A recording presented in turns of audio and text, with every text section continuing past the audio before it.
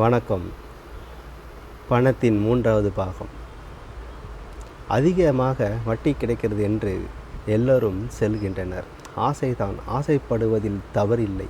அது நடைமுறையா, சாத்தியமா என்பதை எண்ணி பார்க்க வேண்டும். பல தனியார் நிறுவனங்கள் அதிக வட்டி தருவதாக, பணத்தை இரட்டிப்பாய் வழங்குவதாக ஆரவாரமாக அறிவிப்புகள் வெளியாகிவிடுகின்றன.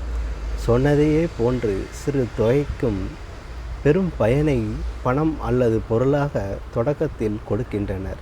இதனை நம்பி பெருந்தொகையை முதலீடு செய்யும் ஆசையை தூண்டிவிடுகின்றன. ஒரு கணிசமான தொகையில் கிடைத்தவுடன் எல்லாவற்றையும் சுருட்டு கொண்டு ஒரே நாளில் அந்த நிறுவனங்கள் தலைமறைவாகி விடுகின்றனர். ஏற்கனவே நீங்கள் பார்த்து இருப்பீர்கள். இப்படித்தான் பலரும் ஏமாற்றப்பட்டு உள்ளார்கள். 10 வட்டிக்கும் பொதுமக்களிடம் பணம் வாங்கி, 5 வட்டிக்கும் பொதுமக்களிடம் பணம் வாங்கி, அதைவிட கூடுதல் வட்டி கிடைக்கும் வகையில் முதலீடு செய்தால்தான் அவ்வளவு வட்டி வழங்க முடியும். ஆனால் இன்றைய பொருளாதார சூழலில் அப்படி வழங்குவது கஷ்டம்தான்.